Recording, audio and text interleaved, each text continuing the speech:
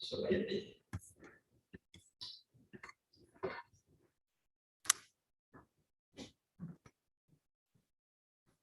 Please stand as you're willing to able and join me in reading the words found in your order of service.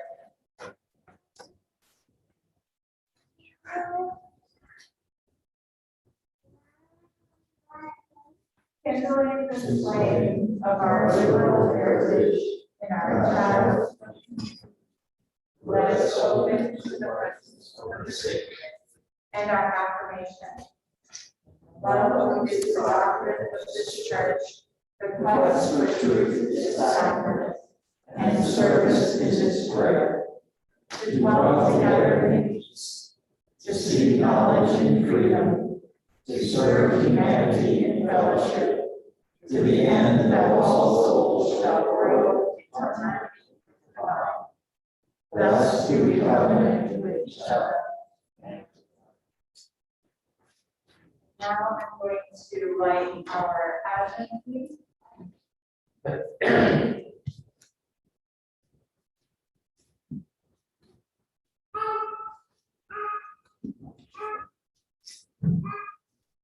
So far, we have lit candles of patience and want to dispel the darkness. This week we pledge to work for that most rare of things, peace on earth.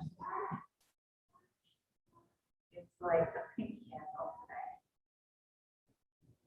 And if you do have the insert, which was put out a little bit later, you can join in reading the words, otherwise I'll read them. In this holiday season, may we find peace inside ourselves. May we be peace for those around us, and may we renew our commitment to bring peace with justice to our community and the world. May we be peace.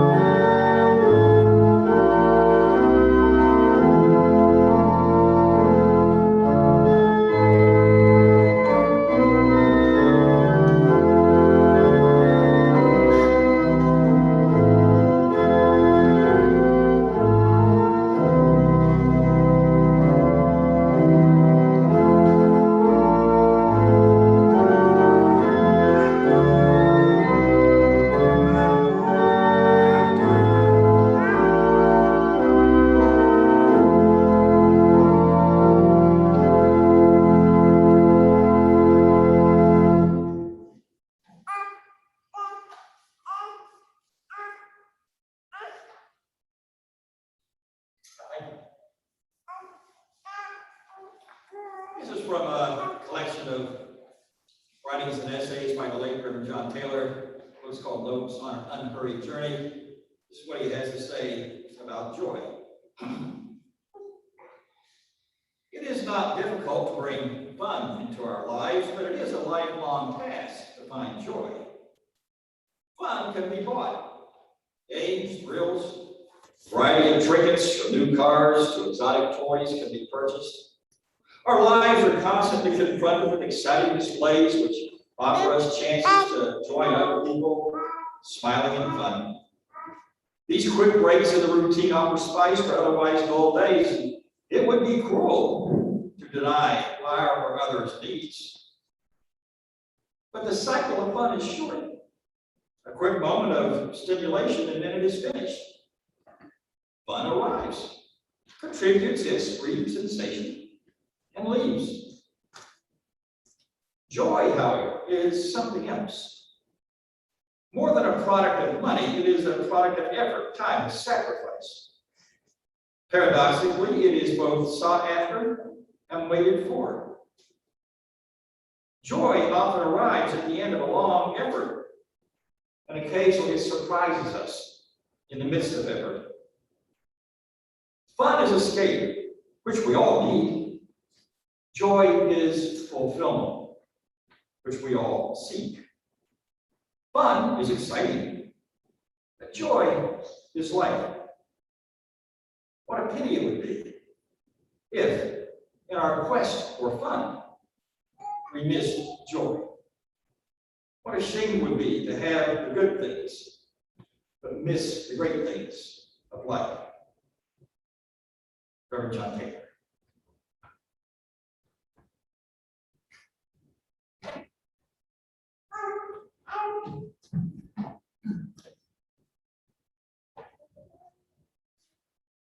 We'll now get ready for our candles of joy and concern. If it is language that makes us human, one half of language is political. Silence can exist without speech, but speech cannot live without sound. Listen to the speech of others. Listen even more to their sound. We now have the opportunity to share our joys and concerns with them.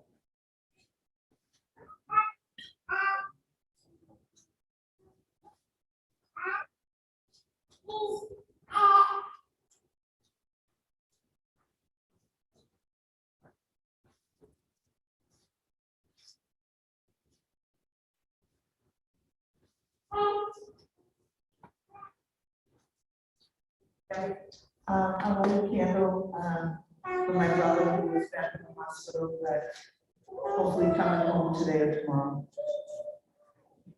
Candles for Bush.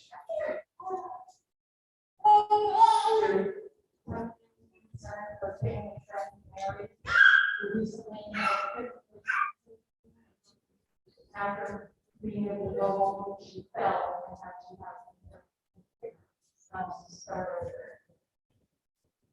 What did you say? Mary, this candle shines for me.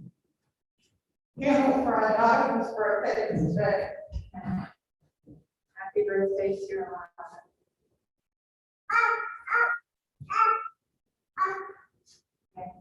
A candle for Richard Calloway. He was minister of the Ingathering Church for many years. His family went to church here. Arthur Calloway, his father, was treasurer of the church for many years. Calloway's all came to church to grow up more than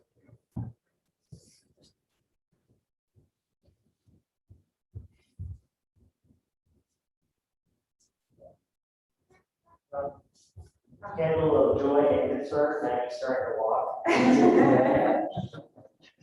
Nothing is safe.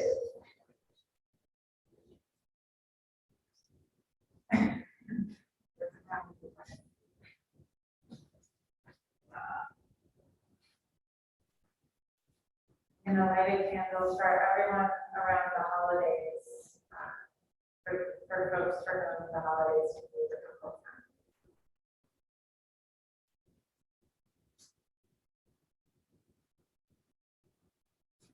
And I will light one last candle for all of those joys and concerns we hold deep within our hearts.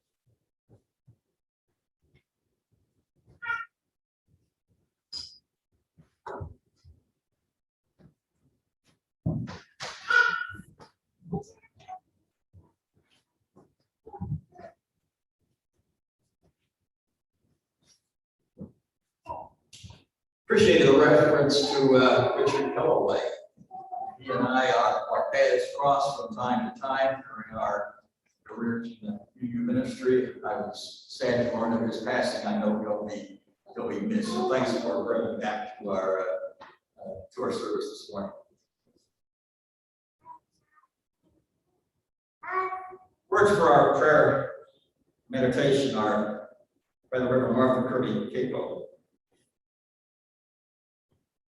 As we enter into this shared sacred space, let us renew both our commitment and our covenant. There are those who have endured a loss this past week. May their hope be uplifted again in this community of faith. May they find renewed strength. There are those who have wrestled with questions that seem to have no answer this past week. May they find comfort in this community of faith. There are those who have cherished an unexpected joy this past week. May their gladness be celebrated. Blessed Spirit of light, as we continue to commit our free and responsible search for truth, may we commit to honor the many paths that have brought you here to this community. So may it be, blessed be. Amen.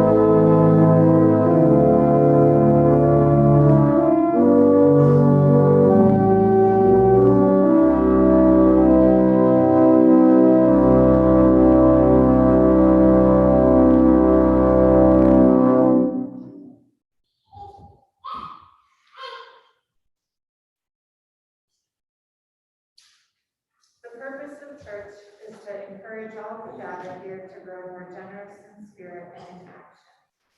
We will now take an offering that allows us to exercise that all-important generosity of spirit, an offering that will support the self-supporting church and its many ministries.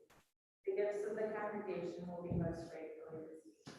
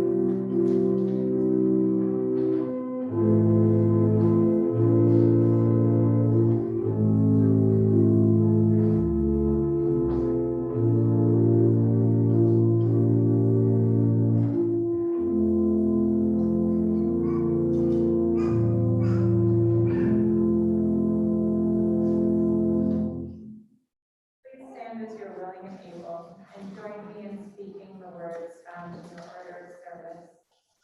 Spirit of truth, of life, of power, we bring ourselves as gifts to thee. O bind our hearts to sacred hour, in faith and hope and charity.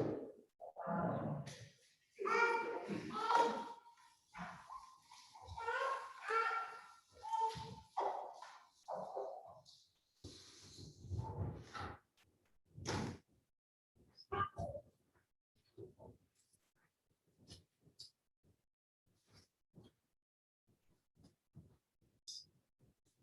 When Samuel Beckett's best-known play, Waiting for Godot, which I believe I first encountered in a freshman English class 4 years ago that I care to recount. Anyway, when it began appearing in theaters in Europe and the United States in the early 1950s, one critic noted, Beckett has created a theatrical impossibility, a play in which nothing happens, yet keeps the audience glued to their seats. This critic continued, what's more, since the second act is a subtly different reprise of the first, Beckett has written a play in which nothing happens twice. Now, some of you may be familiar with this. As I said, I first came upon it many years ago. Some of you may be familiar with this play, some not. It's part of a genre that emerged in theatrical circles after World War II called the theater of the absurd. In this genre, certain existentialist playwrights set forth what they saw as life's ultimate absurdity or meaninglessness in a world that did not have any kind of ultimate meaning.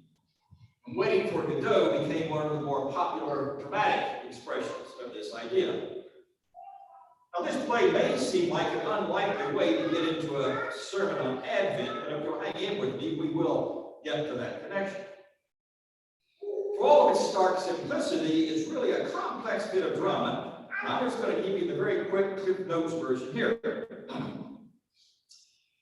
Waiting for Godot features these two hobo-like characters called Vladimir and Estragon, who are sitting or standing at the side of a road, feeling they can't go on or do anything until the arrival of some mysterious person called Godot, who's going to show up, show them the way, and give them a reason for moving on. A couple of other characters come along the road from time to time and claim to have some knowledge of this Godot character, but that's as far as it gets. Each of the play's two acts ends with the same bit of dialogue between these two principal characters. Well, shall we go? Yes, let's go. But the final stage direction at the end of each act is the same. They do not move. They just keep waiting for Godot to arrive and show them the way along the road. But since this road of life, so to speak, has no ultimate guide, as it were, the two would-be travelers feel they can't go anywhere at all, so they just keep sitting there. Well, this is as far as I'm going to go with the content of the play itself, except to note that its author, Samuel Beckett, claimed that he did not mean for the non-existent Godot to be a metaphor for God. In his cranky Irish manner, he noted, if I wanted Godot to be God, I'd call my play Waiting for God. He meant, so he claimed, for the play to be about the futility of living by hope and expectation or anticipation alone, or waiting for someone or something to come along, bring you some kind of deliverance. Beckett's protestations, however, have not stopped that Godot-God equation from being made, and Beckett himself did acknowledge that, well, maybe on some subconscious level, he really was writing about the absence of God. He also knew that once you write something like this and put it out there for public consumption, then a variety of interpretations are fair game, whether the writer ever really intended it or not. Well, this play then demonstrates the upside and the downside of living by expectation. We all need to have some kinds of expectations in our lives, in order for them to have any kind of direction or purpose or meaning. At the same time, to live strictly by expectation, with no actual engagement in the life that's going on all around us, leaves us in the same place as Vladimir and Esther. Well, one of the more fascinating takes on this play I've come across is not by a drama critic, though, but by a personal family story told by one of my colleagues in the UU ministry, the Reverend Michael Schuler. Michael, like me, is now retired. Now, this is Michael Schuler, Reverend Michael Schuler's Waiting for Godot story, as he recalled the strongly atheistic household in which he was raised. Right. There was a good deal of routine joking and launching, chopping about God in the Schuler house. But the defining moment arrived each year on Christmas Eve. That was the time we all sat down in the living room, turned on the hi-fi system, and instead of queuing up a medley of Christmas carols, we laughed at the antics of Vladimir and Estragon as they patiently waited for Godot, the paternal God figure who never appears in Samuel Beckett's famous play. This was not, Michael continues, a convention that I, as a 12-year-old child, resented. On the contrary, listening to Godot made me feel superior to those benighted youngsters who still believed in a cosmic sugar daddy. But then he adds this punchline. Nevertheless, it doesn't surprise me that as an adult, my older brother gave his life to Christ and is now active in an Assembly of God congregation. And then Michael adds this little rejoinder. Perhaps it isn't always wise to begin the process of demythologizing too early. Well, Reverend Schuler didn't go quite as far as his older brother. Michael, instead of becoming a born-again Assembly of God type Christian, chose the route of Unitarian Universalism and eventually became a UU minister. And he rounds out his story with this personal take on the matter. I'm grateful, I'm grateful to be in a movement where belief in God is an option, but not an expectation. A movement in which I can be a skeptic one day and a devotee the next. I fervently hope that there will always be a place in our liberal religious movement, not only for the theist and the atheist, but also for those who cannot accept theist and atheist as mutually exclusive categories. Well, I feel a very spiritual kinship with my colleague Michael when I read these words, for I too happen to be one of those who do not accept theists and atheists as mutually exclusive. For to reject some of the more traditional forms of theism, as I do, does not necessarily make one an atheist. Actually, if you ask me if I believe in God in any kind of way, my answer will most likely have to do with what kind of day I'm having, more so than any kind of theological constructs. So it is with the stance of one who moves between being a skeptic and a believer that I approach this Christmas winter holiday season, including what is for Christians the Advent season, which we are now in, which you acknowledge here, thankfully.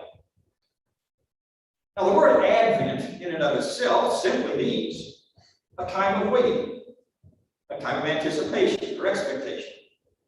In a broader sense, it means a way that you're anticipating any kind of significant or momentous event that you hope will in some way transform your life. So Vladimir and Estragon there are actually observing their own version of Advent as they sit there by the road, waiting for Godot. Theirs just happens to be an Advent that never comes to any kind of fruition. For Christians, on the other hand, Advent is a time of awaiting the arrival of the Savior, who will transform the world and the lives that make up the world. And so, being both a skeptic and a believer, I make my way through this season, and I find myself moving between two contrasting stories. I find a certain truth in both of them, as well as in the interplay between them. The first story, we're going to call it story one. It's the one we've already been looking at. The story of a God or of a greater meaning or purpose, call it what you will, who never shows up. Waiting for Godot is story one. The other one, just to keep it simple, we'll call it story two, is the Christian story of a God who actually does arrive. Now, both of these stories are myths. Mythology, that is, in the best Joseph Campbell sense of the word. He said a myth is our fanciful stories, which also contain within them certain truths. That's how we'll approach it.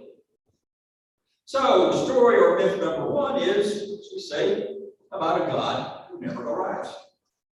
Story or myth two is about a God who actually does show up. Now, in story two, it is a God or a divine presence who takes on a human form, who becomes incarnated, as the term has it.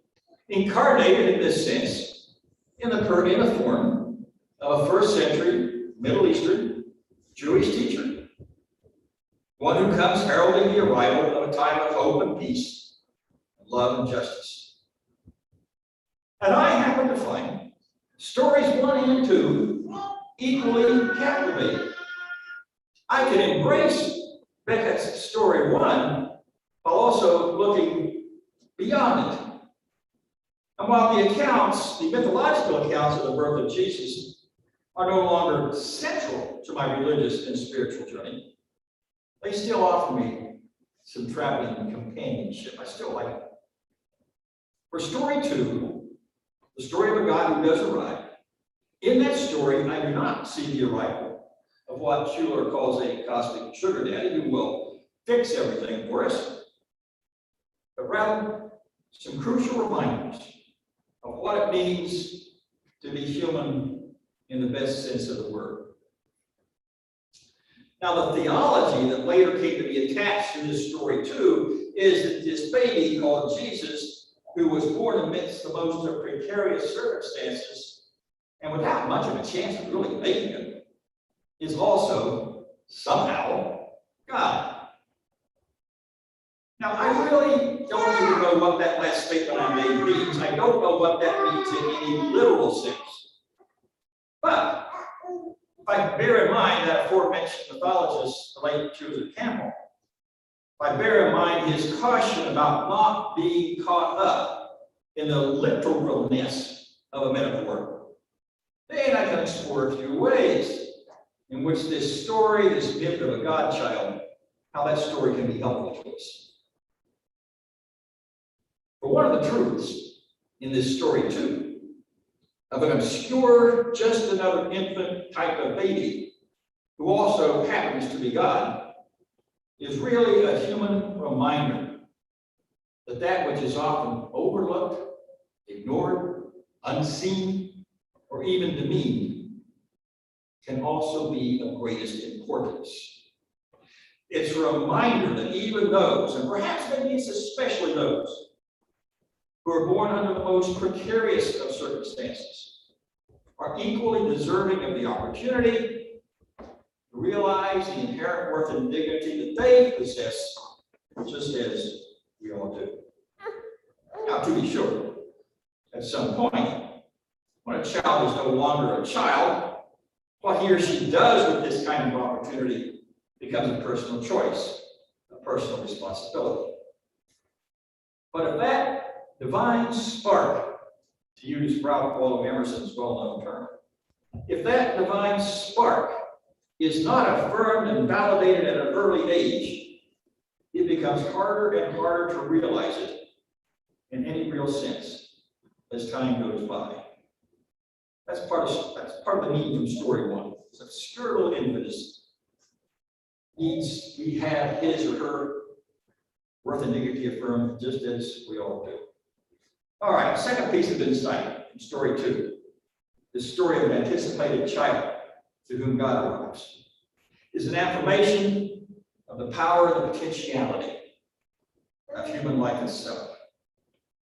For I find it instructive that at the heart of Christian theology is the story of a God who arrives not as a supernatural force of power, but instead, quite simply, as a humble human being who devotes his life and eventually loses his life, teaching other human beings how to be more human.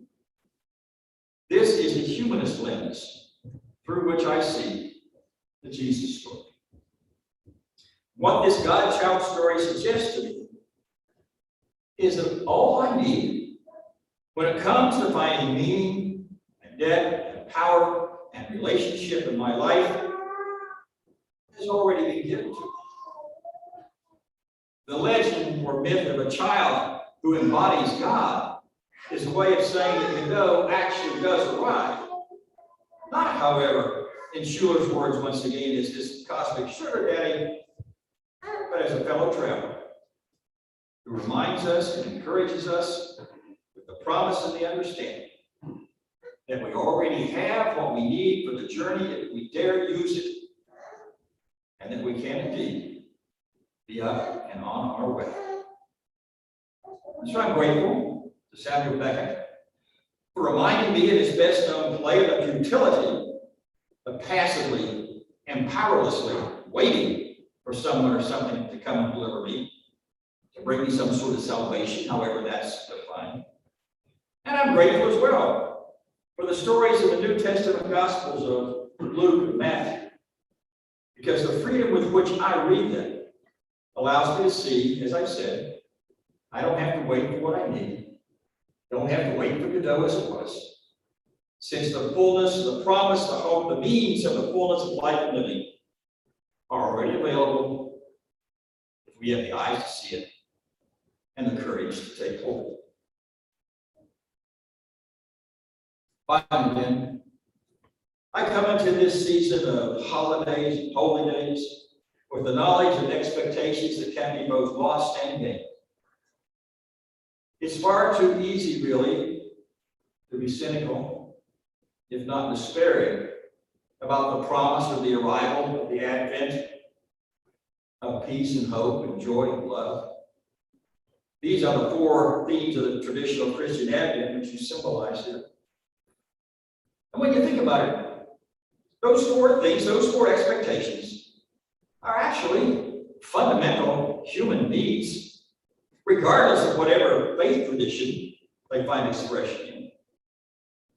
For once we have taken care of what the late Dr. Abraham Maslow identified as our basic human survival needs, I would say these four items, these four Advent themes, speak well to what Dr. Maslow called our higher level of needs. So we're going to finish up this morning by taking just a very quick trip around the bases with you. Begin with joy. Recalling the words of John Taylor I shared earlier, joy is not the same thing as being fun or being entertained. Like Reverend Taylor, for the record, I'll say I like fun. I like diversions. I like watching football games. I probably will when Buffalo and Tampa Bay play a little later this afternoon. But joy, as was pointed out here, goes beyond fun. Finding joy is about living. Finding joy in living is about appreciating the life you have, even with all those times when life has let you down, or wounded, or hurt. And then there's hope. Hope is not the same thing as optimism. Living with hope does not mean you believe everything's always going to turn out okay, because you know it doesn't. Living with hope is about holding on to the bedrock assumption that the future is open, that the past doesn't have to fully define the present or the future. To live with hope is to believe that we human beings can still affect positive change, whether or not we see the full fruits of our labors. Say the best expression of hope I found comes from the writings, another one of those post-World War II 20th century existentialists and atheists, Albert Camus, he wrote, "In the midst of winter, I discovered that there was in me an invincible spring." To live in hope is to nurture this invincible spring that I trust you each and all carry within you. It is to believe in that spring for whatever winters of the Spirit you may have to weather. Turn to peace. Peace, of course, is more than the absence of war, desirable as that is. Peace is the presence of what we in our UU principles and purposes call justice, equity, and compassion in human relations. If there's ever to be such a thing as peace on earth, it will come when all the peoples of the earth feel they have a stake in and a share of its bounty and its resources. None of us are going to make that fully happen in our lifetimes, I'm afraid. But reflective of what I just said about hope, we need to believe that the investment of some portion of our lives, here and now, is a worthy and necessary contribution to the greater goal of peace on earth. And finally, there's love. Romantic love, love of a sentimental nature are all well, good, wonderful, delightful. In no way do I dismiss or belittle such love as that. But the love I'm pointing to in touching this fourth base of Advent is about feeling a deep sense of identification with and a connection to the life that surges all around us.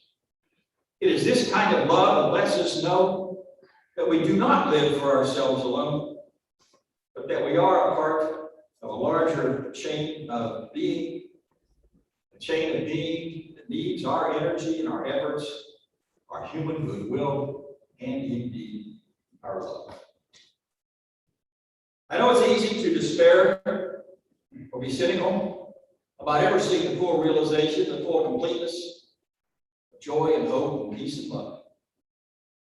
But at the same time, I also know that sitting beside a road, so to speak, awaiting the arrival of all these great and wonderful things will never, ever bring them into being.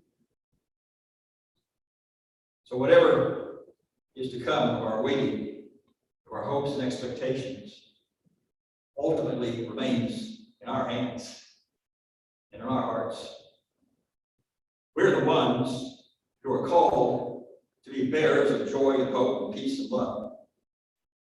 The story of a God who shows up as a simple human being under very desperate circumstances, and who went on to offer the world a transforming message, is a reminder for me of that truth. So I suggest we take each of these stories 1 and story 2, into our minds and hearts as we move on through this season. Let us be up and on our way, believing in all that we can yet bring to pass. Amen. So be it.